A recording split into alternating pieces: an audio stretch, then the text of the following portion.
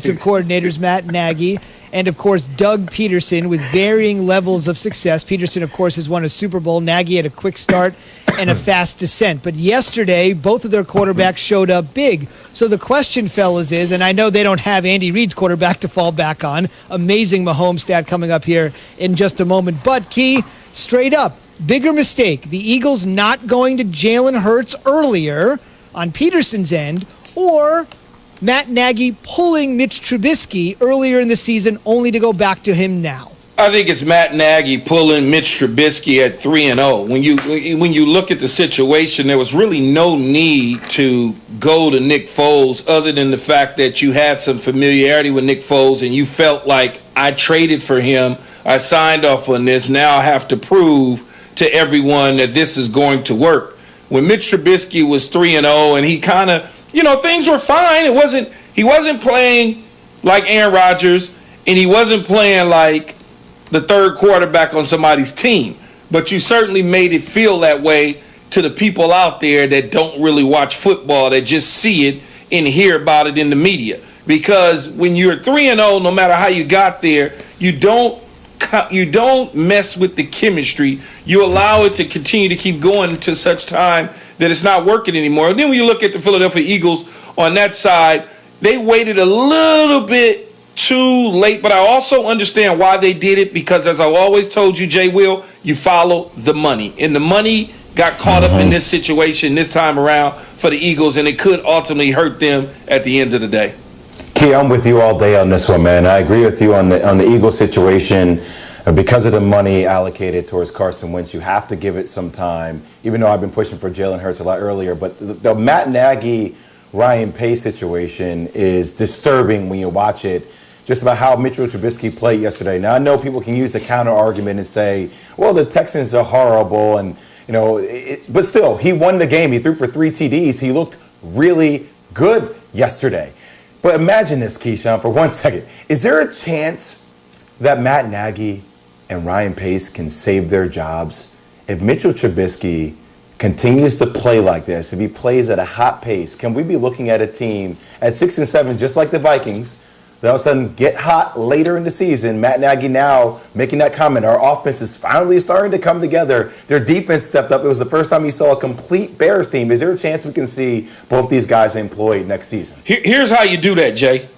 You step to your presser, and the question's asked, and you go, you admit you're wrong. You just say, hey, we thought that we can get a little spark going. Our offense could be a little more potent from Nick Foles. The fact that it wasn't made us make a decision to go back to Mitch. Mitch was healthy the entire time. We played with it in our minds. We talked about it as a staff, and then we made a decision that this was the right call because we love this young man. We think he has a bright future ahead of us. Hey, we made a mistake. Mistakes are made, and you just play that game as you continue to keep winning, and then people will go, oh, okay, yeah, we forgive him, and that's how you save your job. But, Key, how do you do this if Mitchell Trubisky continues to play well? You haven't signed him. Well, you haven't extended him, right? But you have Nick Foles for another 2 years.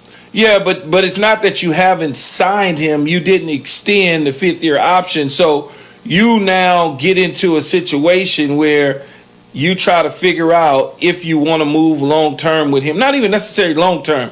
You want to have him come back and, fight for a starting spot, battle it out. And I'm sure that I know they can't franchise him, but I'm sure they probably can do something to keep him on board for next spring to fight it out with whoever it is that they want to bring in and fight it out with. If it's Nick Foles, which they owe Nick Foles about $9 million of guaranteed money. If I was the Chicago Bears, I'd go to Nick Foles and say, hey, man, you need to take a pay cut, or we need to figure out how to extend you only as a backup and give Mitch Trubisky another shot if I'm coming back. But I don't know that they'll come back. I don't know that the Chicago Bears and their fan base want Pace and Nagy back, no matter what the season ends up like. Well, I was going to say, that's exactly what all my friends out in Chicago were talking about yesterday. They were like, look, it's great that we got a win. It's great that Mitchell Trubisky proved that he's better than Deshaun Watson for one day. But at the end of the day, we still don't want Matt Nagy around. We still don't want Ryan Pace around. We want to move on, and we want to continue to build in a rebuild type of direction. couple things to mention here. Jeff Dickerson, our ESPN Bears reporter, is going to join us for his perspective at 7:45 a.m. Eastern, so hang tight for that. We should mention Key's talking about next spring for the Bears, what they might or might not do. From next spring, short-term, fellas, next week, right now, the Vikings sit in the 8th spot at 6-7. The Bears are in the 9th spot at 6-7. Oh, by the way, this Sunday, Chicago at Minnesota, gigantic game. Keep in mind, of course, the Bears started 5-1 and then petered out. The Vikings started 1-5 and played great football up until yesterday, when they obviously are going to be kicking themselves all the way back to the Twin Cities. Here's Mitch Trubisky on how he stayed locked in, as Jay said, for the one day he was better than Deshaun, who was devoid of a ton of weapons yesterday, by the way. No excuses. Mitch on staying on track. I think I was just so focused on what I need to do for my team that it really allowed me to block everything else out. Just the situation where we were in, being on that little losing streak. That makes you sick to your stomach. So I was willing to do whatever it took for the team today to just go out there and get a win. Whether it was handing the ball off every time or throwing it every time. Obviously, that's extreme, but I was willing to do whatever it took just to get out here and get a win, and that's what we did. I thought we played really well today. It was a great team win. All three phases really stuck together, and we just got to continue to finish in the second half. Key, 24 for 33, 267 yards, 3 touchdowns. And there was one thing that we're showing here this morning, if you're watching on ESPN News, and something that you may have seen if you were watching the game yesterday. Just take me inside the mind of a wide receiver, a quarterback, the special connection they have. When Trubisky came off the field, drive after drive, Allen Robinson was right there just pounding his shoulder pads, just trying to pump him up.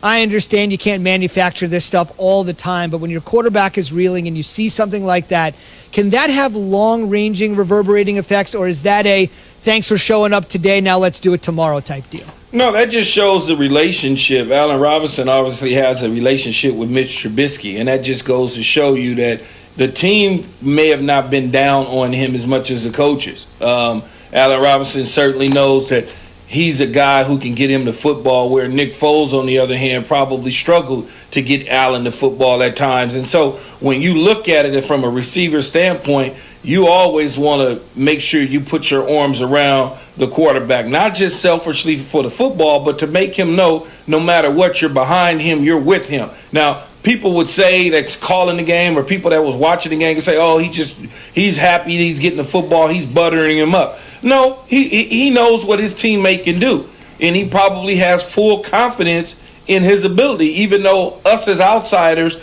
we look at it and say Mitch Trubisky can't play dead in a cowboy movie half the times.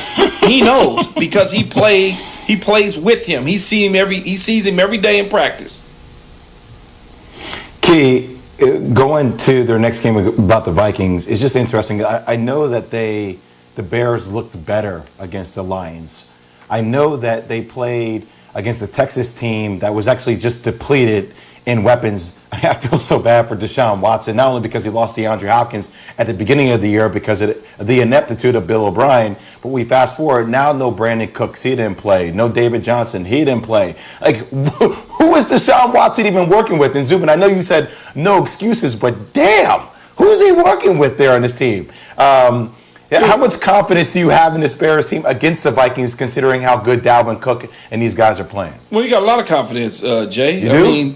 You got a lot of confidence because they know each other's division rival. They see each other twice a year. Maybe even sometimes if they can get into the playoffs, they'll play each other 3 times a year. So you got to have confidence in this football team moving forward. And you look at the Bears, they got the Vikings at 6-7. They play the Jags. I think the Jags are 1-12. And then they finish up with the Green Bay Packers, depending on where the Packers are at, depending on that Week 17 game. If the Packers somehow finish strong enough in New Orleans fall, and all of a sudden the Packers got the home field advantage throughout the playoffs, maybe Week 17 is a gimme game. Aaron Rodgers is rested up, and you finally get your glimpse of Jordan Love in the huddle, and now Minnesota can take advantage of that situation. So it's one of those deals where Chicago and Mitch Trubisky just needs to do what he did yesterday, and they need to play defense and figure out how it's going to end for them in the end.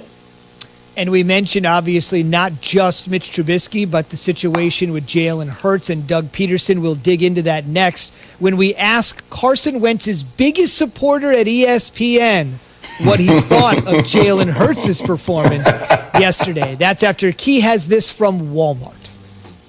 You're cold, Zubin. You're cold. Free shipping